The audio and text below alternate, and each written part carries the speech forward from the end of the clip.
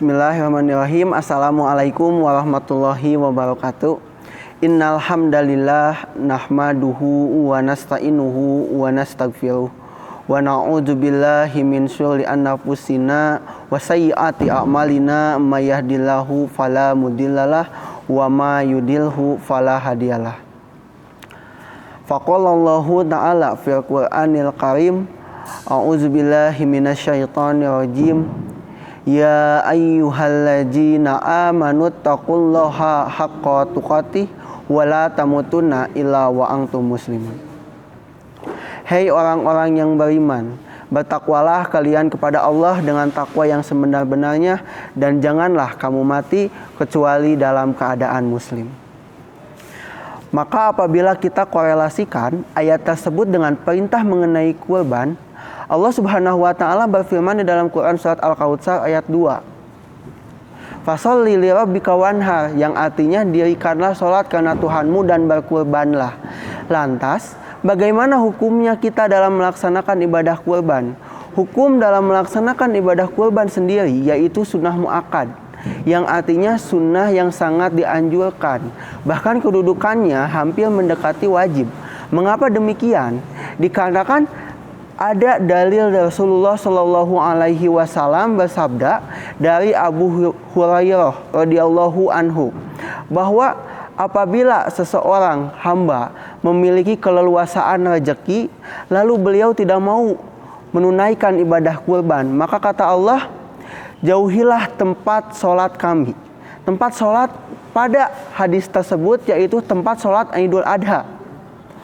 Lalu bagaimana dengan orang-orang yang tidak memiliki keleluasaan harta, yang tidak memiliki harta yang cukup untuk melaksanakan kurban?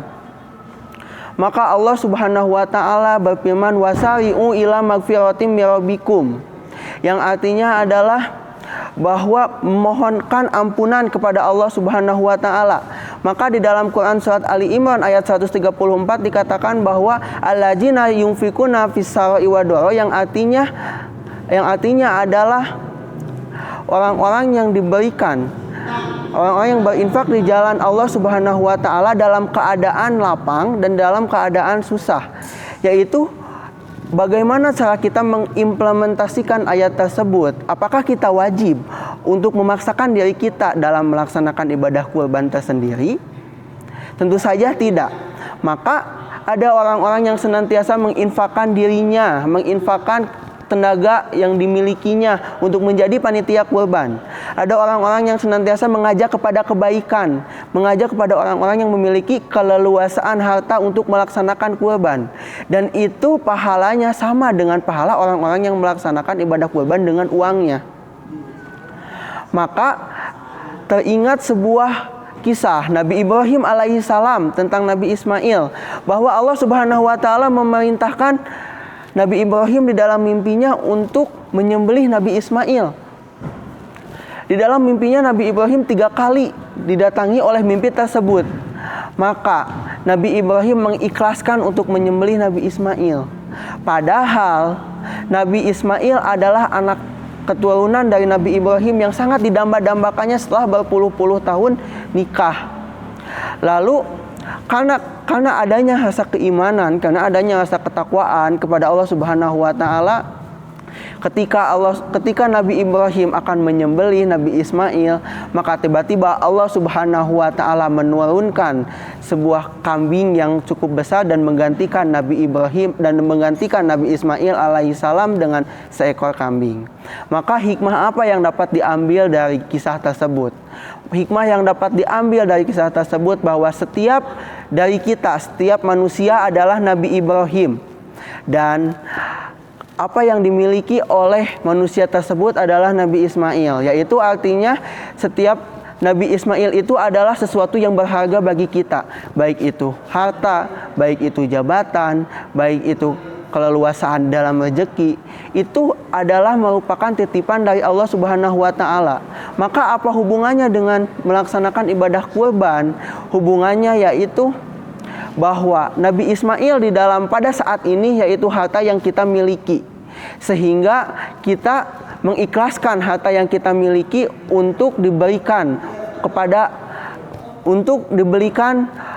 sapi ataupun dibelikan domba untuk dilaksanakannya ibadah kurban tersebut.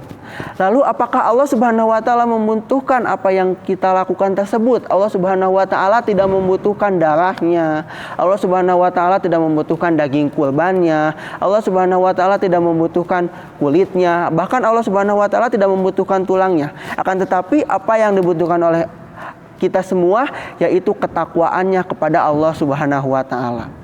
Karena perintah untuk melaksanakan ibadah kurban berkaitan dengan perintah bagaimana kita merelakan uang yang kita miliki untuk dibelikan hewan kurban, baik itu domba, baik itu sapi, dan bagaimana kita mengikhlaskan harta yang kita miliki untuk disedekahkan di jalan Allah Subhanahu wa taala.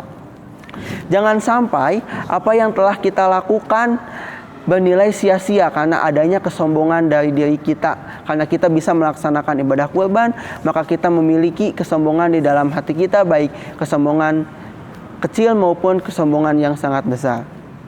Demikian kultum yang dapat saya sampaikan. Mohon maaf apabila ada kesalahan. Aqulu qouli hada wa astaghfirullah li wa lakum. Wassalamualaikum warahmatullahi wabarakatuh.